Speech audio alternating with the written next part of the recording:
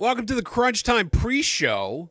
We're going to get the Week 12 recap up and running in just a minute. But first, Crunch Time contributor and Las Vegas Fury GM coming off a big win against Arizona, Justin Reside. Justin, how you been, buddy? How are you?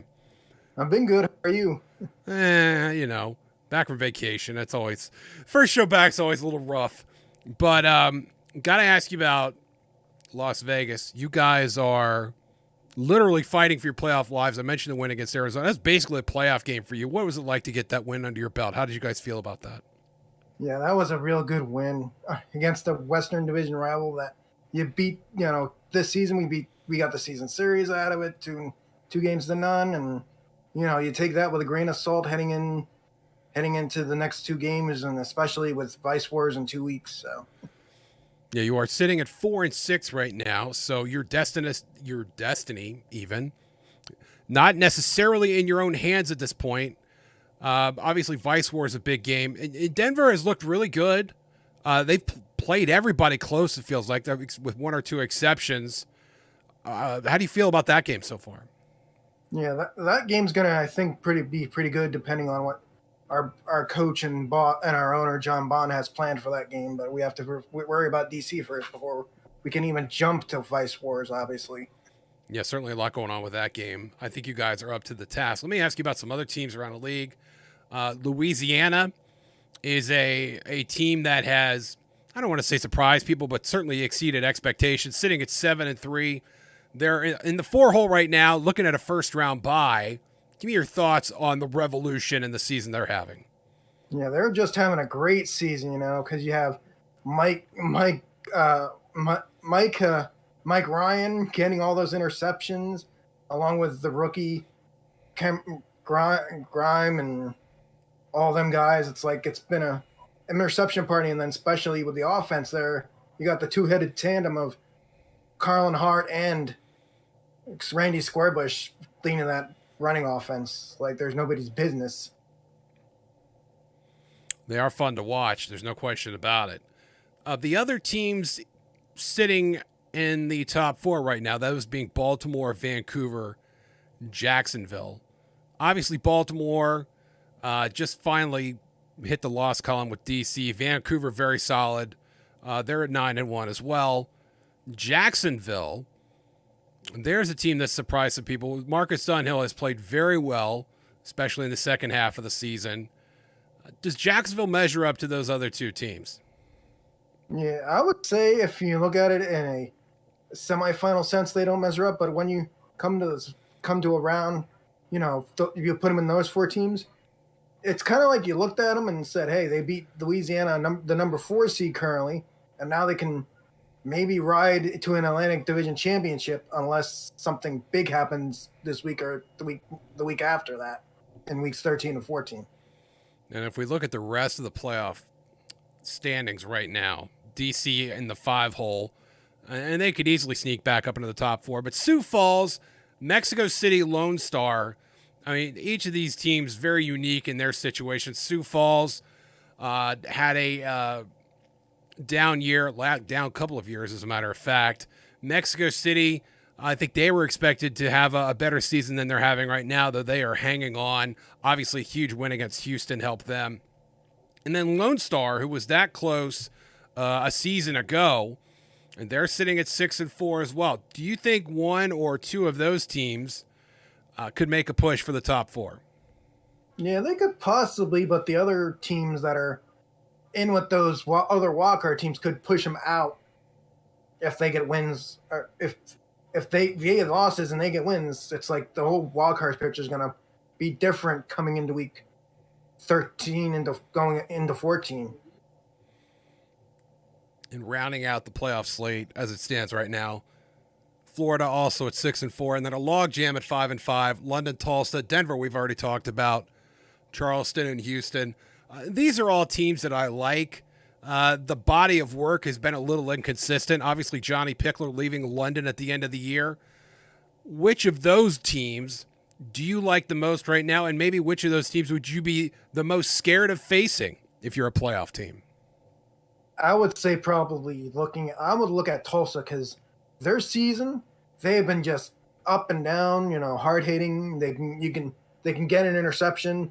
JQ could be on the ball on the next possession or just be throwing interceptions. It's just Tulsa's that Jekyll and Hyde team that could really be in a position if you get in the playoffs. You know, if you get that tied, you're going to get scared of them, kind of a thing. Justin, anything else you want to mention? Anything else you want to talk about? Well,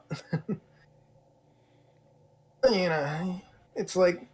You broadcasting in the minor leagues this year? Yeah, I'm broadcasting the minor leagues, obviously. Obviously. Okay. I wasn't sure if you were too big time for the minors. thought you were going to turn your nose up at that assignment. No, but it's like I still need to work on the play-by-play aspect of it. That's why I want, you know. Well, that'll be exciting to look forward to. Well, Justin Reside, thanks for your time, sir. Yep, no problem. Welcome to... I'm back. 58 screen week. Kevin Say wide open. He crosses Pennsylvania Boulevard for the second time today. Intercepted! And Mexico City's gonna win!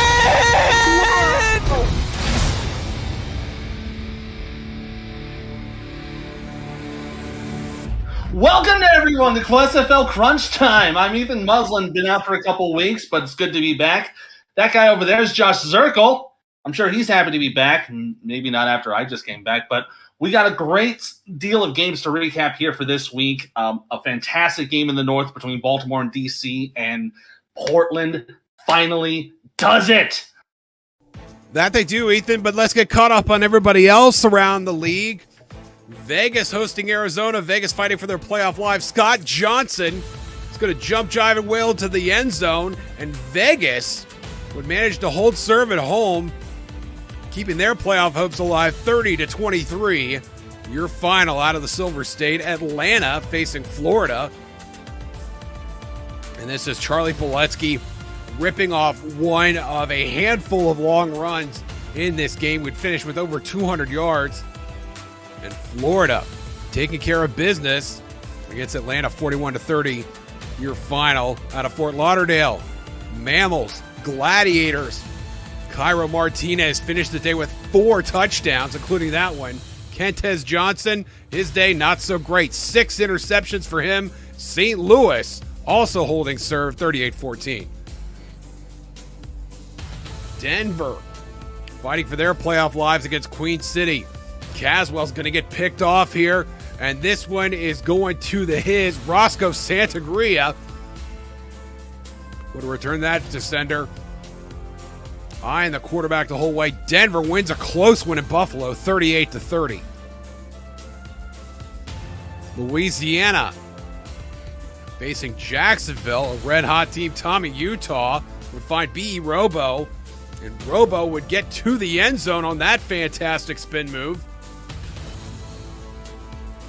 But unfortunately, Jacksonville would carry the day. No picks for Marcus Dunhill, 31-28. And San Diego at Portland. Ezekiel Love from his own side of the field is going to reach the red zone with a big run there. And he finished with all sorts of yardage, a couple of touchdowns, including this one here. And Portland winning their first game of the season, 27-21 against San Diego. We'll start our deep dive with a North Division battle. The champs going to D.C. to take on the Dragons. Starting in the second quarter, tied 3-3. This pass here to Synergy down the middle, and a struggling Mike Churchill gets into the end zone for the score and put D.C. up 10-3. Baltimore, though, would answer back after a little celebration at the Capitol. Jack Wigmore with a huge pass here, complete to Ivory Irvin, gets it down to the DC 9. The first and goal to go. The very next play, down the middle for Lloyd Graham Jr. He gets the touchdown. That would tie it right back up at 10 points apiece. And in the third quarter, Wigmore trying to throw to the right side, gets intercepted by Darrell Bullock. Would set DC up for a great opportunity, but it wouldn't matter in that case. Fourth quarter, then, a wide-open Kevin Say gets into the end zone for the touchdown. We would have 2 receiving scores on the day. Spoiler alert. But now DC up 17-10. Baltimore trying to answer back, and it's Murray, Warren Murray, with a huge run down the left side, and he's going to go again for the score. Big job there from Warren Murray, getting the moves, getting the touchdown, ties it back up at 17. 4.5 to go then in the quarter. Kevin Say looking for a run. He's got room left side, and he's looking to get it, but stacking paper says not right now. But a couple plays later, Kevin Say would find an open space. He gets on for the touchdown. DC gets the go-ahead score. They lead at 24-17. Minute 45 to go now in the game. Baltimore trying to get in the end zone. Good pass here to Mac Chima to set up ball at the 35. A couple plays later on third down. Wigmore throws to the left side, gets it for Daley Holder, who goes out of bounds. Sets up first down with a minute 13 remaining right at midfield. A couple plays later, 2nd and 1. Wigmore throws on the wide open play. Murray gets a nice swing pass, gets the conversion, but the clock is ticking down. They gotta hurry. And with 24 seconds left, Wigmore's going to throw on 4th and 6, and it converts to Daley Holder, who gets down. But then at the 9-yard line, they try to run it with Warren Murray, but nothing happens. They can't get back to the line in time, and that will do it. The Champs fall for the first time, and DC takes it 24-17. 4-5 Houston visiting 5-4 Mexico City, and we've got cars. We've also got Hall of Famer Matt Wilson, who's going to hand off to Phoenix Jones. And Jones is going to give the Aztecs an early lead here. A little dance, and I hope they've got smoke detectors in those teepees. Houston looking to answer. Dave Burr is going to unleash the dragon over the middle. Kyle Finnemore is going to outrun the Aztec secondary, and he's gone. An 81-yard strike for the Hyenas, and we are knotted at 7 apiece. Finnemore, you need to work on those dance moves, my brother. Dave Burr looking to deal some more, but that was picked off. Derek Meerkat coming up with a pick there. Meerkat had himself a game. 3 tackles to add to that interception. Matt Wilson, he would get picked off by Marco Swift. And Swift knocked down 2 passes in addition to that pick. Had 7 tackles on the day. Matt Wilson find his receiver. That's Jason Bartlett getting the Aztecs into the red zone in the middle of the 3rd quarter. And Mike Daggs taking no prisoners on his way to the end zone. That's a touchdown for the Hall of Famer. Mike Daggs woke up this morning and chose violence. Look at him trucking fools in that Houston secondary. Brad Jones looking to answer. He does. Finds the end zone. And Houston retakes the lead. We got a slugfest here in Mexico City. And now Matt Wilson trailing, and he's going to find his receiver, Nick Lockett. And Lockett will hang on for the score, and Mexico City retakes the lead at 24-20. And this would be the most bizarre interception you might see all season long. Brady Clark, take another look at this. The ball is laying on his teammate's leg, and he scoops it up before it hits the ground. And now Houston has a chance to retake the lead. Brad Jones. 10-5. Touchdown. He is in. His 2nd rushing touchdown of the game.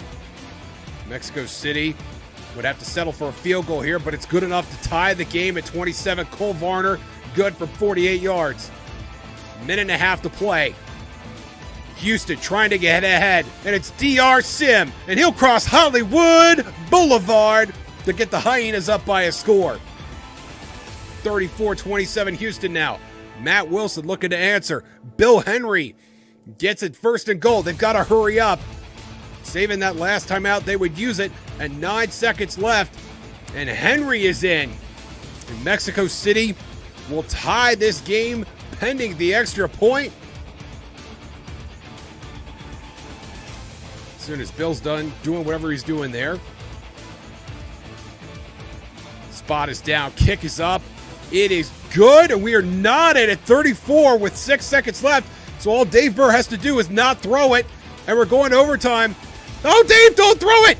Oh, he threw it! Gerard Brody is going to have a walk-off pick 6, and Mexico City steals this game from Houston. 41-34, your final. Plenty more crunch time coming up, including a very special treat, the front office roundtable.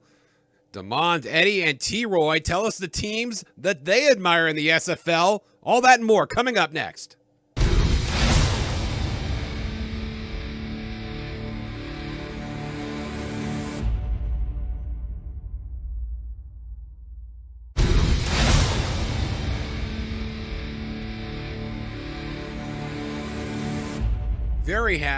Very proud to have our front office roundtable in here. Demond Simeon, Eddie Gage, T-Roy Gaines, two owners and a president/GM. Guys, my question to you would be, if you were going to pick out a team that you admire what they're doing, and whether it's over this season or the past couple of seasons, who would be that team that you would pat on the back? Let's go first. I'll go first. Well, you guys can think. You guys, that's a profound question. I mean, I don't want to. Yeah, it is. I mean, now when you say do things the right way, are you talking about as far as the outcome of their games that they're playing, or just by the front office? Just anything that where you've watched a game and said, "Oh, that was pretty good." How they managed to pull that off. I gotta go with Vancouver. I really do have to go with Vancouver, and Eddie stated it. On I think it was on our call. That Vancouver is basically a team, man, that is like surprising a lot of people this season. They're 8-1 now, and that championship game hunt, the playoffs haven't even started yet, and people are talking about Vancouver going into the championship game. I mean, which is well respected for them, and I just really love what Andy Hamilton has been doing up there, because his first couple of seasons, I mean, he was dog fighting. And he basically built himself a system where that his team became very, very productive. And he has players that have been on his team for a very, very long time. And that speaks volumes. When you have retention like that, with players wanting to come back to your team every single season, that speaks, volumes about you as an individual, whether you're owner, GM or so, or just the organization as a whole.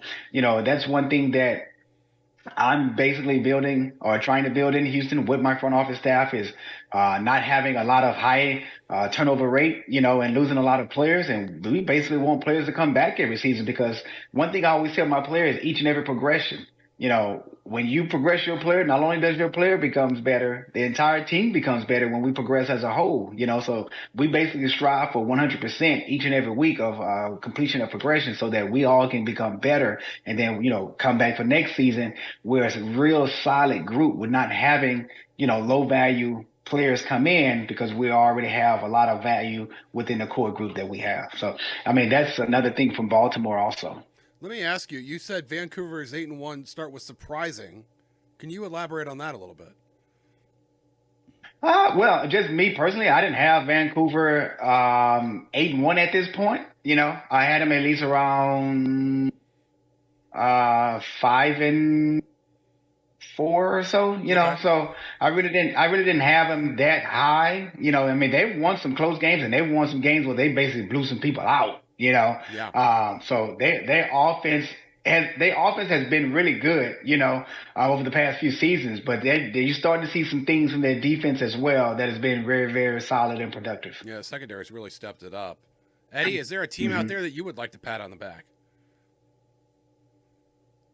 They may not have quite the success in terms of wins and losses as Vancouver does, but I have to tip my hat to Tulsa. And for me, it started with them in the offseason. They recognized that they wanted to build their offense around a finesse back, and they went up and talked to Sonzo Robinson, who was their power back, and says, hey, we want to go in a different direction, but we still want to keep you on the team. Do you mind taking a sacrifice and pretty much giving up all of your animations and starting your career over as a receiver? You're going to be our fourth wide receiver on the depth chart. You're hardly going to see any passes this first season as you continue to develop, because right now you're going to be a base copper, basically, is what they made him, or maybe a low bronze. Wow. And then we're going to go out and recruit and bring in a finesse back. And talking to Dion, he said that the process of bringing Douglas Brown on started last season, actually. So they had been talking to that young man for a long time. It didn't just start in the offseason. It started the season before.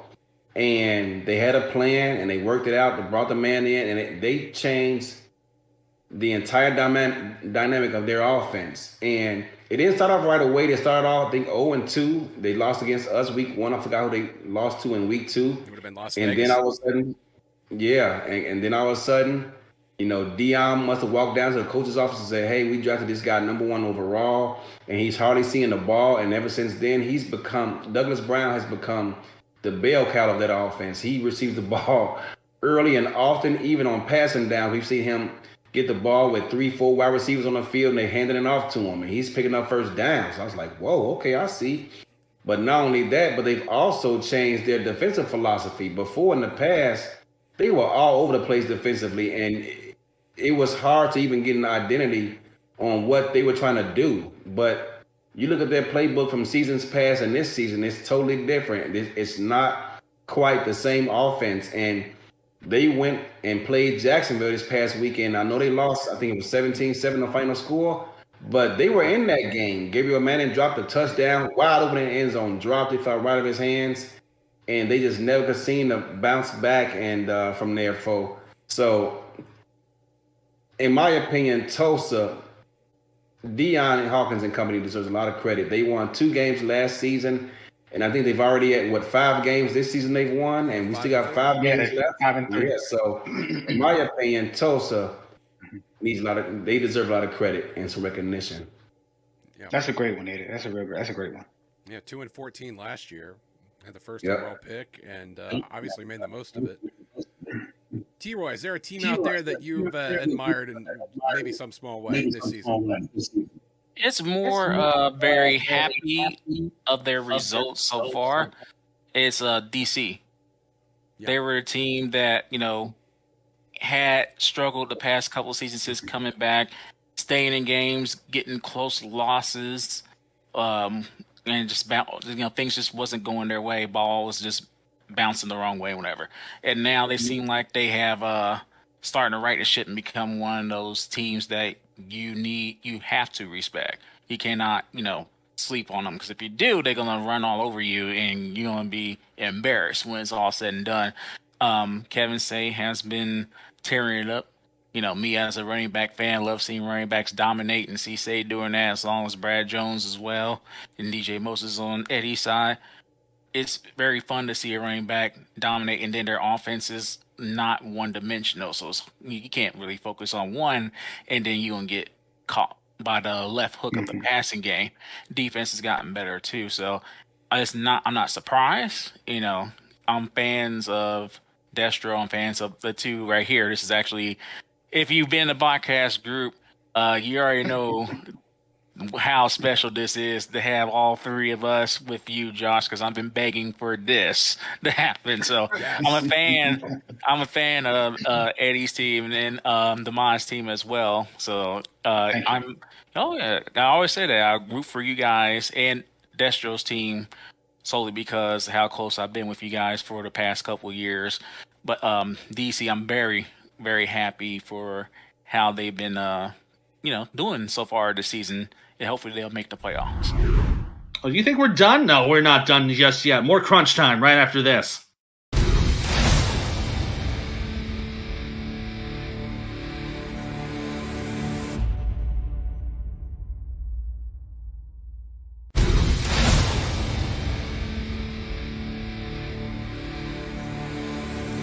Atlanta heading down south to take on the Florida Storm. Early in the first quarter, Dynasty, this gets throws intercepted by Adrian Blaine. Not a good start there for Atlanta. And then up the middle here for Stanley Nordellis, the secondary running back. He scores the touchdown. The penalty would be declined. That Florida put on the board with 6 points. And then the ensuing extra point would end up getting blocked. It was kind of a bit of a long series of blocked field goals in the SFL this week. Long pass here to Justice Blackwell. He gets into the end zone for the score. Florida's now up 13 to nothing. BDG Hollywood then punches in from 1 yard out. He puts Atlanta on the board. That'd make it 13-7. Then it was the Bullet Boletsky show for the next 2 drives for Florida. This run going 79 yards. Bit of a block there from the lineman, but he was just gone. Gets the score, puts Florida up by 2 scores, and you know what? He decided to put an encore. This one from the 12, though, from the middle. Gets plenty of space, and he's off to the races. 88 yards from this play for another score. Bullet Boletsky had 192 yards rushing on the day, 167 of them just from those 2 plays alone. Then the latter half of the second quarter, this pass intercepted by Aquinas Shine, prevent any more scoring. Florida would go into the half leading 27-7. Then in the third quarter, another touchdown, this one to Bush. That would give them a 34-7 lead. Atlanta not out of it yet. They'd get the field goal here to make it 34-10, narrow the gap down to 24. Dynasty at the end of the third quarter throws the bomb to Boo Chisholm, and he's gone to the house, 60 yards for the score. That would close the gap for Atlanta. They'd be trailing 34-17. In the fourth quarter, throw here from Cochran, intercepted by Moose Papana. That would give the ball back to Atlanta, but they'd end up giving it up. Then the next couple of plays, this ball fumbled away as Boletsky gives up the ball, and Chris Henry recovers it. They would have to settle for a field goal, though, and they make it 34-20. Then an attempt to go for the onside kick would not work out. Florida would hold on to it, and then for good measure, they'd end up scoring once again. Florida take down the Swarm, 41-30. Joining me once again, the editor-in-chief of Swamp Talk, and oh, by the way, the GM of the red-hot Louisiana Revolution. I know you guys had a little bump in the road this week, but you're sitting in the top 4. Ross Napoli, how are you, sir? I'm doing good, Josh. Glad to be back, and welcome back for you, too. Thank you so much. And welcome back, SFL Convention. Looks like it's going to be in Vegas, but almost bearing the lead here. 28 teams will be kicking off in that Vegas convention. That means we'll have 4 expansion teams coming up. Ross, the number was a bit of a surprise to me. I talked to Mike St. Green. You know, he was on the show 2 weeks ago, and he said it's going to be 4-0, and I thought, well, that's kind of crazy. Looks like that's what it's going to be. How did the league take the news? I think overall it's been pretty positive. You know, I think a lot of the conversations that I've had with people around the league, as well as you and I have had conversations, that the toss-up was really what was going to be the right mix. Was it going to be a little roster expansion and only 2 teams, or was it going to go all in with team expansion? I don't think it was ever really considered just roster expansion again and try to bring these teams to the larger number that ultimately down the road the league would like to get to, with more backups and more ways to find backups onto the roster to get into the game plans. It was really all about expanding the teams. Some of it came down to logistics. For people who don't understand a little bit about how the game works, rosters are done on a roster file. So to have odd numbers of teams, you're creating roster files that don't have the same amount of teams on them, and it was going to be difficult logistically wise for the league to do scheduling and things of that nature. So I think it was always predicated on if they could hit that minimum number that they were looking for, they felt comfortable enough where the roster expansion of 4 would take place. And that's going to leave a ripple effect of a couple of things, which we've also covered in the last couple of weeks, which is going to be, there's going to be division realignment.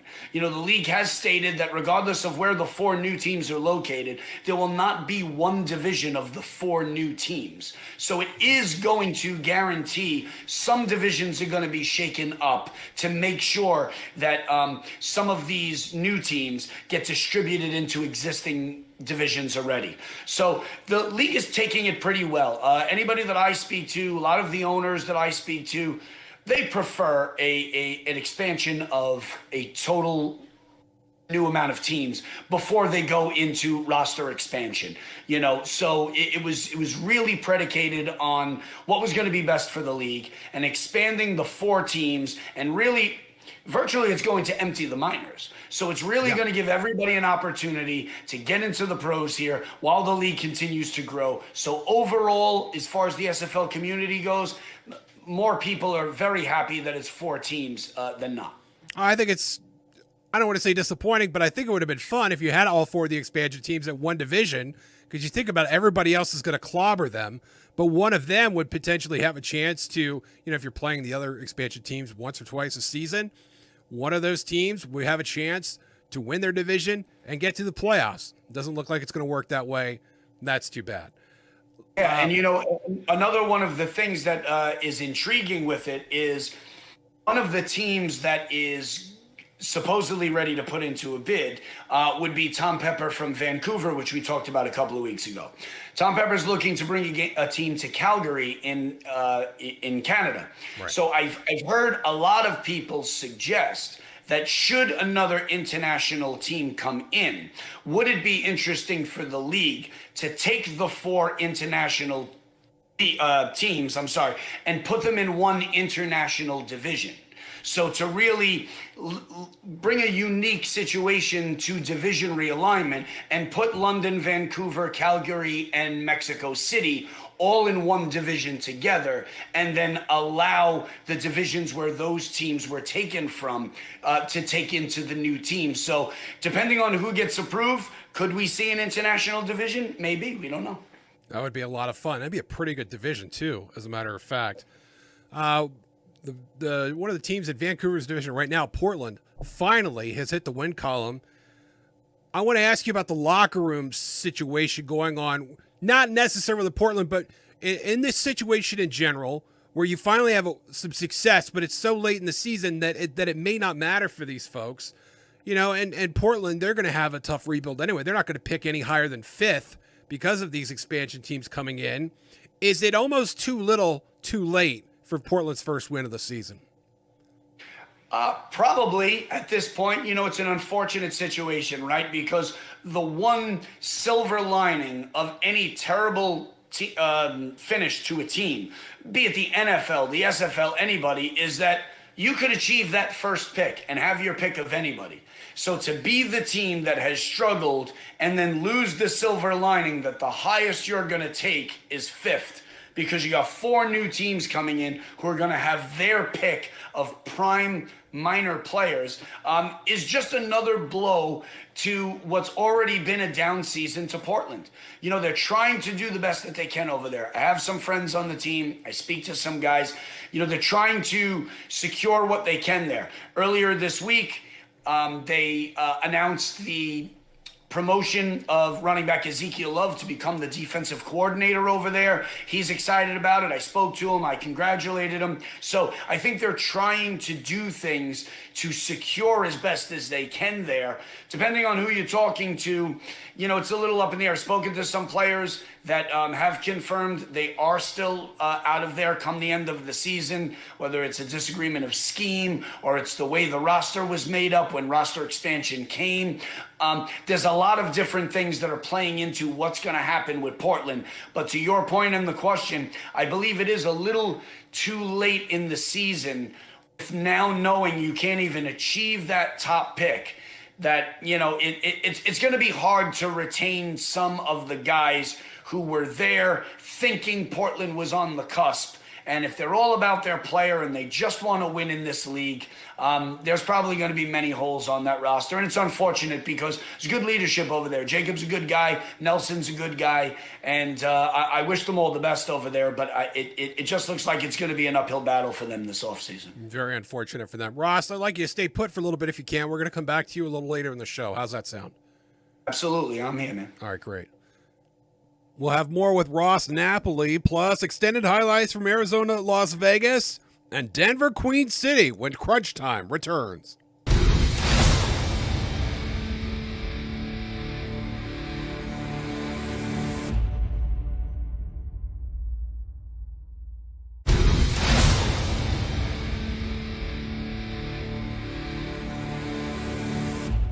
Vegas entered the week at 3-6. Their playoffs basically begin right now, facing Arizona at home. This is DJ Moses, and he finds the promised land right out of the gate. Vegas would answer. This is Scott Fowl with career touchdown number 1. Congratulations to you, sir. Vegas ties it up. It's 10-10. Let's see. Punk on the kickoff return coughs it up. Max Jackson forcing the fumble there. And Vegas recovers. They would add a field goal, make it 13-10. And then Max Jackson contributing again, running this one back to sender. It's a pick six. Vegas up by 2 scores. Joseph Green throwing, and Eddie Gage intercepting, career interception number 87 for the Hall of Famer Eddie Gage. Trying to keep his team in it. Joseph Green nonplussed. Ashley Jackson throwing over the middle. That is a wild bounce and a wilder catch by Connor Weston to make it 1st and goal for the Scorpions. The Vegas defense would hold, and Cliff Fowler would trot out for a chip shot. It's a 10-point game. Joseph Green going over the middle. Eddie Gage again patrolling center field. That's his 2nd interception, career INT number 88. You go ahead and flex, Eddie Gage. Vegas, though, looking to extend their lead. Scojo, a dippy-do and a spinny spa, and he's into the end zone. 84 yards on the ground, but 56 through the air along with that touchdown. And Vegas holds serve at home. Nightwings headed up to upstate New York to take on the Corsairs. Halfway through the first quarter, Logan Keel gets this wide open pass, and he is into the end zone, 35 yards for the touchdown. That would give Denver the lead, 7-0. Then we go into the Queen City's possession here. Jet Zero just absolutely trucking everybody in front of him, getting a beautiful gain down to the Denver 24-yard line. We're going to take another, just an amazing run in there. And then this pass here, complete to Deezer Powell for the touchdown. That would get Queen City up on the board, 7-6. But on the impending extra point, be a bit of a low snap, and then the defenders are just right through to get the block. So Denver would hold on to a 1-point lead. In the second quarter, pass here to Bryce Battle. He gets the touchdown. That was one of his 6 passes for 65 yards on the day. But the true hero of Denver was Bailey O'Shaughnessy. Up the middle here for another score. That would make it 21-6 for Denver. Bailey O'Shaughnessy, 17 carries for 100 yards. This pass here complete to James Matthew Jr. for a touchdown for Queen City. That would close the gap to 21-13. But at the final second of the first half, Bailey O'Shaughnessy just gets around everybody and he's gone. 66 yards to the house. Touchdown, Denver. They would go to the half leading at 28-13. They would hold on to it and not look back. Denver now 5-5. They're on the outside looking in. They win 38-30. All right, let's bring Ross Napoli back in, editor-in-chief of Swamp Talk, Louisiana general manager. Ross, let me get your take on the playoff picture right now. We got 5 teams at 5-5. London, Tulsa, Denver, Charleston, and Houston, who was this close to knocking off Mexico City. The standings aside, which of these teams, just by your eye test, look like playoff teams to you of those 5? Well, I think the one that stands out of all of those guys right off the bat is Houston. I mean, they have been a hot team. They went through a stretch where they were scoring over 40 points a game during their win streak. They've won 4 of the last 5. They are definitely the team out of all of those that I believe is going to secure the playoff spot, and good for them, because there are some underlying things going on with that team as well as the the offseason rather starts rolling around. We talked about it a little bit a couple of weeks ago with Warren Murray coming back and ownership being very open to the fact that they'd like to bring Warren Murray back into the fold over in Houston, as well as an intriguing note. One of the favorites that I believe to get one of these expansion teams is Indianapolis. And Indianapolis is going to be headed up by Adam Wiseman and Chad Rowland. Chad Rowland was the head coach in Lexington in the minors and is a very strong advocate of quarterback David Burr. He also pushed for David Burr with a lot of teams, and telling those teams that needed quarterbacks, he's the guy that they should have. So I think Dave Burr is a name to watch for the Indianapolis Ramblers in the offseason, as well as as we've discussed earlier. Is Brad Jones one and done, even a fantastic rookie season, if Warren Murray wants to come back there? So there's a lot of stuff going on there. As far as the other teams that are in there, London's won 3 of their last 5. Tulsa has lost 2 in a row. They have the worst point differential out of all of those teams with -41. I do think they're on a little bit of a downslide, probably going to miss out onto the playoffs. Charleston lost 3 of the last 5 as well. They're the only other team out of that 5 that have a negative point differential on the season. Again, they were strong this year, but I think they're going to miss the cut.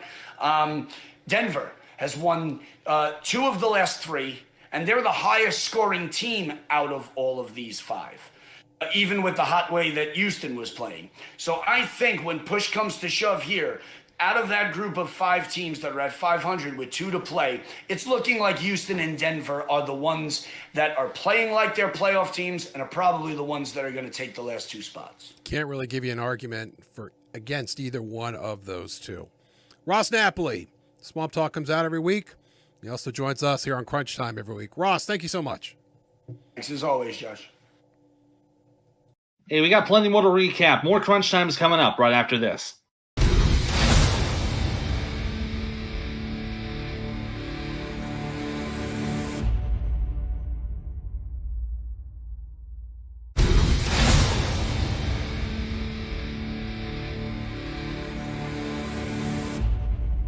Louisiana putting their 5-game win streak on the line against Jacksonville. And look at that beach. Talent Steele. Maybe wishes he was at the beach. Could he stay focused for a big game? Marcus Dunhill certainly focused. Finds Grayson Willis for an early score. And Jacksonville jumps out to a 7-0 lead. Willis finished with 8 catches, 116 yards, and that touchdown. Louisiana looking to answer. Tommy Utah is going to get picked off here, deflected a couple of times, and Connor Darien is the lucky winner who comes down with that tip drill. Jacksonville looking very strong here in the early goings. Dunhill going to find Kingston Ellis, who has to go up and get it. And Jacksonville looking up big early. It's 14-0. Utah trying to get something going offensively. B.E. Robo answers the call, spin move, and he sprints to the end zone for the touchdown. It's been a while since I've seen a wide receiver break a tackle like this. Absolutely outstanding. A couple of big blocks there, and he outruns the rest of the defense to do the rest. And then the run game came to life. Colin Hart going down the right side, breaking off a big run there. And Hart would finish the game with 111 yards and 2 touchdowns. And off to the races there, and there is touchdown number 1 for Hart. Louisiana runs their way back into this game.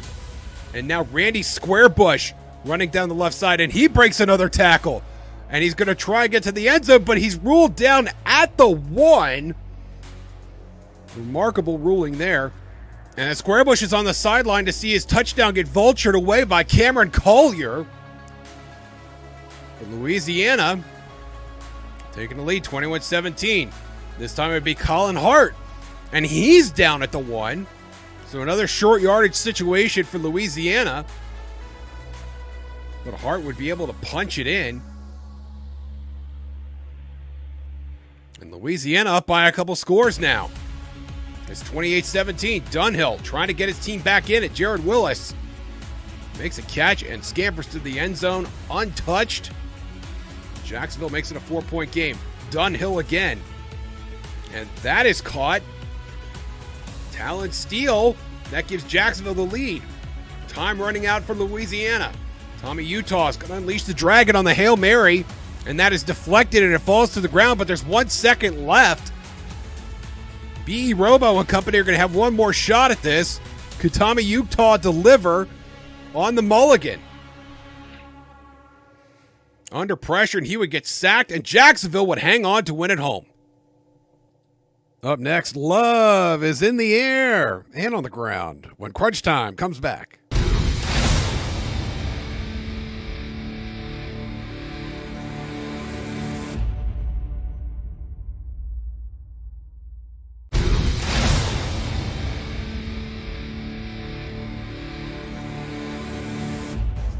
San Diego has not won a game since Valentine's Day, but what they didn't realize was that Love was waiting for them in Portland. Ezekiel Love, and he's going to bust off a big run here in the early goings to get his team into the red zone. Ezekiel Love, one of the few bright spots of what has been a very disappointing Portland campaign, makes a spin move there, and he's into the end zone. Love would finish with 213 yards on the ground, 18 through the air, including that touchdown.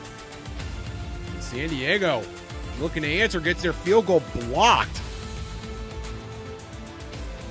Portland would take over there.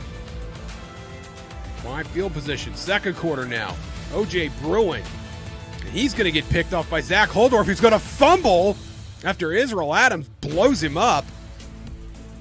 But San Diego would hang on to the football. Look at that. Keep my team's name out of your mouth, is what Israel Adams said. But now the air show comes back, and it's Optimus Klein this time, connecting on the deep ball.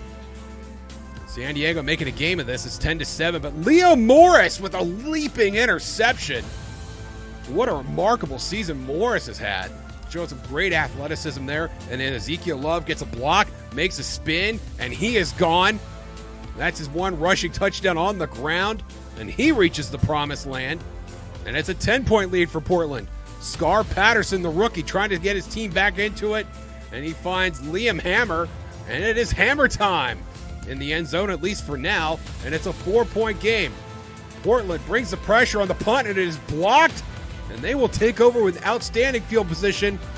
And that Hankstein stat, that is just some trolling right there, my friends. We don't even need to show that, do we? O.J. Bruin would find Israel Adams, and Israel Adams playing some offense as well. In addition to that defense from the first half, Patterson looking to connect there. Gunnar Lewis out of bounds. 1 second left. And they don't even throw the ball down the field. They check it down, and that is your ball game. Congratulations to Portland. Win number 1 on the season. Gladiators hosting the Predators at Gateway Coliseum. Going to start a little bit late in the first quarter. Pass here from Kentez Johnson gets intercepted by Nick Warner. Going to bring it almost into field goal range. A couple plays later, Kyler Martinez bumps to the left side into the end zone for the touchdown. That's going to give Kyler Martinez his first score of the day. He would end up with 4 touchdowns, 3 of them on the ground. And in the second quarter, another run from Martinez. That will put it into the end zone. That made it a 14-0 lead for the Gladiators. It was looking pretty good. Then on fourth down, this fake punt it works about as well as you would for any other fake punt in any other league. Did not work that well. Lucy May Gronsk making the sack, and that would put St. Louis in prime position, but the ball would be taken right back as Christian Brown is intercepted by Jacob Clear. Put the ball right back into the hands of the Predators, and they would strike good. Going into the later half of the first half, touchdown here for Terrell Sutherland. That would put Charleston up on the board. They've trailed 14-7. In the third quarter, Johnson throwing the deep ball here, intercepted by, oh my goodness. That was a bit of an unfortunate interception there. Garrett Winkler making the pick. You can see here just stepping back, runs right into the route, clear as day, getting that interception. That would be one of Kentez Johnson's 6th picks on the day. A few plays later, Kyler Martinez on the short pass gets into the end zone. That was his one through the air, and that made it a big lead, 21-7. Then we go to the start of the fourth quarter. Christian Brown going to step back, a little bit of pressure, and he's going to get picked off once again. This one is Josh Reese getting the pick. Charleston will have an opportunity to get into the end zone and close the gap. Then from the 17, Johnson, this was the big pick, the one you did not want to have. That one by Colin Douglas is gone. 83 yards to the house. St. Louis would go on to win it 38-14. Hey, we got plenty more to recap. More crunch time is coming up right after this.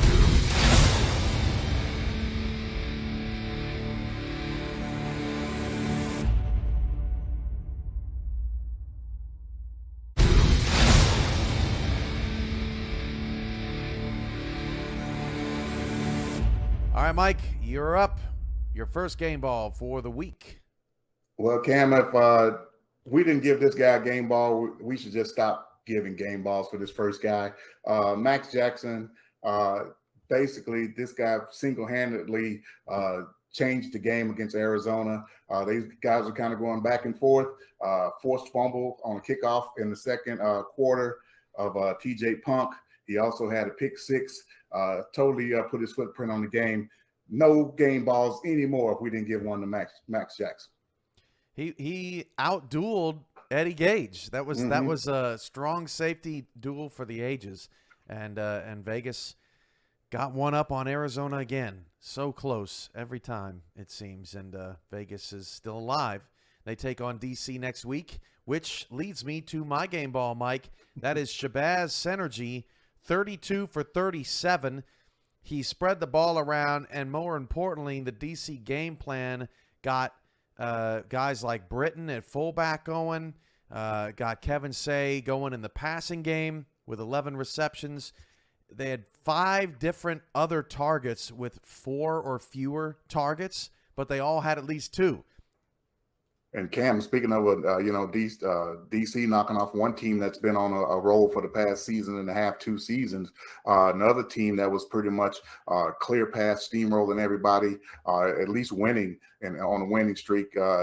This second game ball is going to go to Marcus Dunhill. I mean, basically, this guy's all the way back from being off for a couple of seasons, and it looks like Jacksonville, they're back as well. Led a great fourth quarter drive in under 2 minutes to put Jacksonville ahead and go ahead and knock off the Louisiana Revolution in this game. Stats 41 out of 51, 80% completion rate, 387 yards and 4 touchdowns. The former MVP and former SFL champion is back, and in a big way. Jacksonville went from a possible 7 seed with a loss to right now they're sitting in the 3-hole with a win. So Marcus Dunhill gets my second game ball. He stayed away from Mike Ryan, whose interception streak comes to an end. He was throwing some dimes out there, Mike. I mean, really strong lasers down the field over the top of coverage.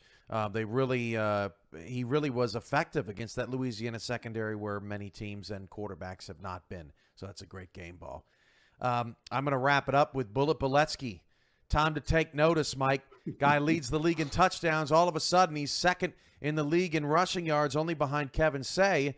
And he's not that far off, about 20 yards right now off of Kevin Say's pace. He's on pace for the most rushing touchdowns in the league since Reggie Streeter had 24 in season 15. So we're talking about a guy who, that Florida believes has been overlooked in ways he has been, but he's got the Storms steamrolling to the playoffs. And if they can take out Marcus Dunhill and those Kings next Saturday in NXT bonus coverage, then, Florida's going to be sitting atop that division. Well, Cam, of course, I'm the last guy you should, would be surprised about anything Bullet Biletsky does. I've been on this guy since last season. I really thought he was an MVP candidate last season. Of course, he got a game ball from me last week, and I was just looking at him again like, impressive game with 4 touchdowns, but some other performances that definitely needed to be recognized. But he was definitely on my honorable mentions list again this week, and he's definitely been on my radar for a couple of seasons now. So, and well-deserved second game ball in a row, even though it came from another source this time. That's game balls for week 12. Well, that's all we've got for this week of SFL Crunch Time. For Josh Zirkle, I'm Ethan Muslin. You don't have to see our ugly faces for another week. So until then, we'll see you next time.